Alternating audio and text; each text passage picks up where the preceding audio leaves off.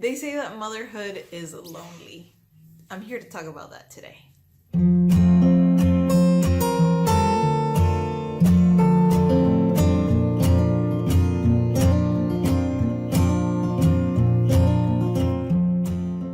So before Santiago and I had a baby, we used to go anywhere we wanted to go, whenever we wanted to go. We would just get up and go and do it. We were each other's company a lot of the times. Well, when we came home from the hospital, it was a big shock. I remember basically that very first week that I was back home with the baby, and Santiago was upstairs with the baby and I came downstairs to eat. Well, this was for me heartbreaking. And by the way, he's playing here on the floor. I'm sorry if that noise bothers you. I was telling you that I was down here eating and he was upstairs with the baby, and I lost it. I was crying. I started to text him and I was telling him how much I missed him, how much I felt like I needed to just, be with my husband, whom I was just with the few days leading up to having the baby all the time. Like, I was with him all the time. We used to eat together. We used to watch TV together. We would watch Netflix series together. We would go to the mall and hang out together in our house, our offices together. So we would sit there next to each other all day long.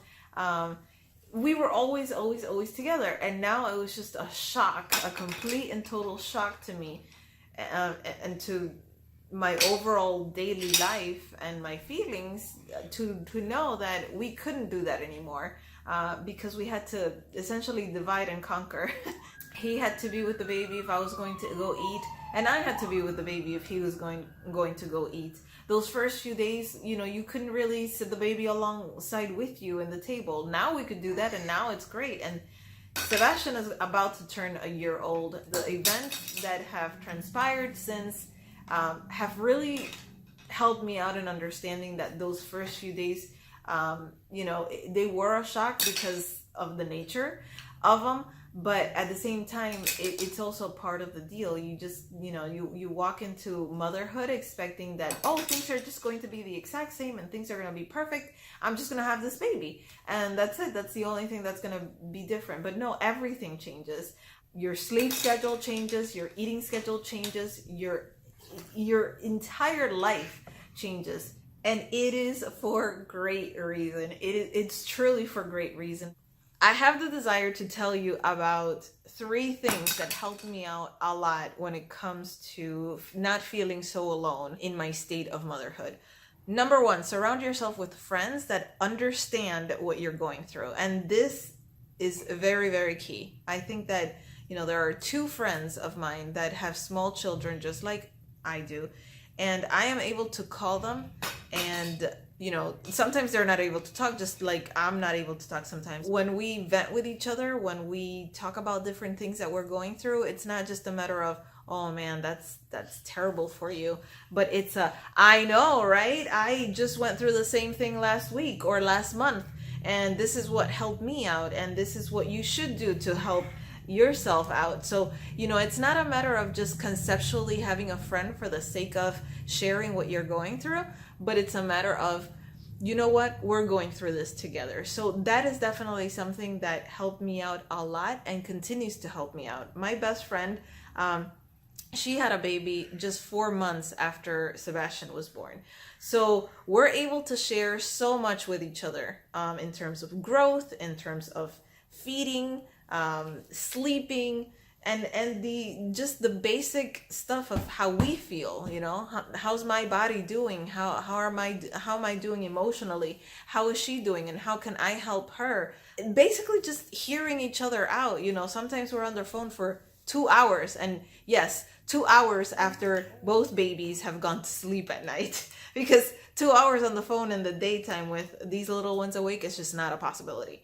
Sometimes we're just there to kind of just listen to the other person and just, be there for them, help them have that venting space, which is great. I think that is definitely key to keep me sane, and I think will help you a lot. Number 2 is to actually go out and find a support group of moms that can help you. For example, I joined this group of women that meet every 2 weeks, and they're called MOPS, Mothers of Preschoolers. That group is Christian based, so they do have, you know, a Christian spin on their meetings. I think it's awesome. I think it's really amazing to know women in your area that are, you know, could be new friends. If you don't have any actual friends, any existing friends that have babies, well, then you could definitely meet some women there that will have babies, and you will be able to learn from each other. And maybe, you know, eventually I have the hope that I will be able to help another woman out.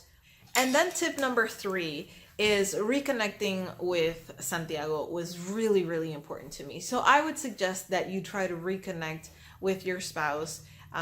You know, as your child grows a little bit older, they are able to be a little bit more self-sufficient. Like, for example, right now I'm recording this video and Sebastian is playing.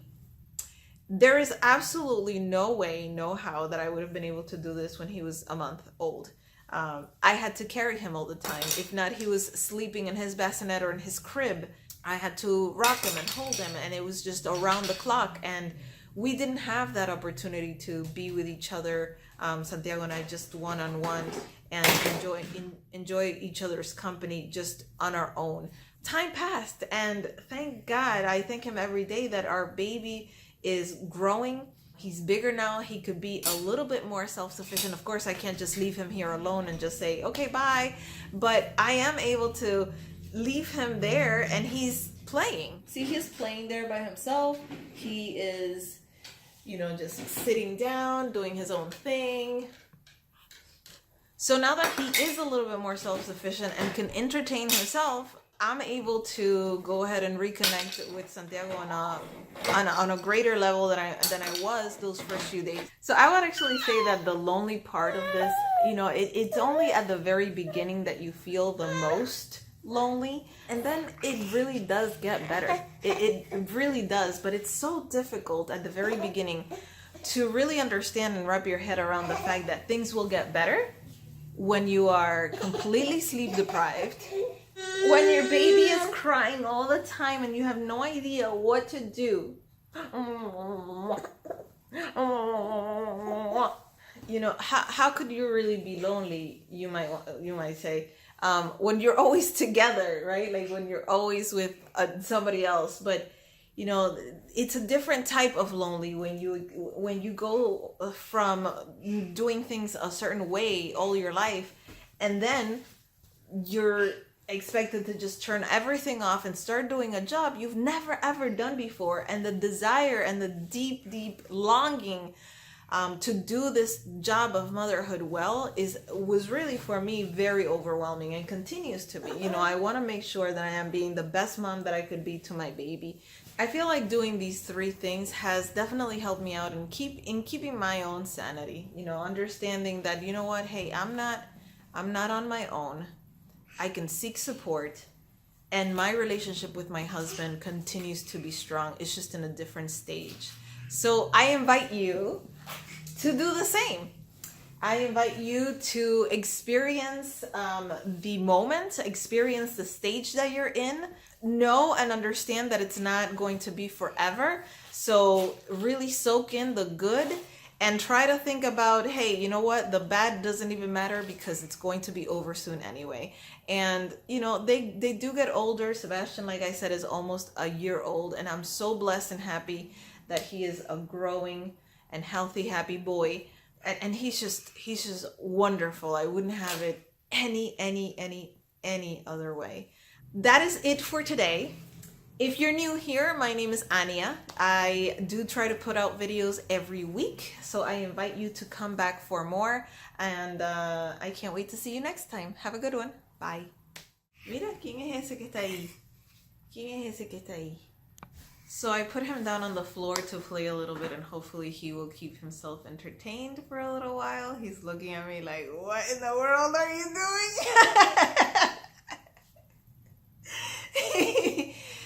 You're looking at me funny? You're looking at me funny? What's Mama doing? Talking to herself? There's nobody else here. Bebito, mira todos los juguetes que tú tienes ahí. Y tú quieres venir a jugar con el juguete de mamá.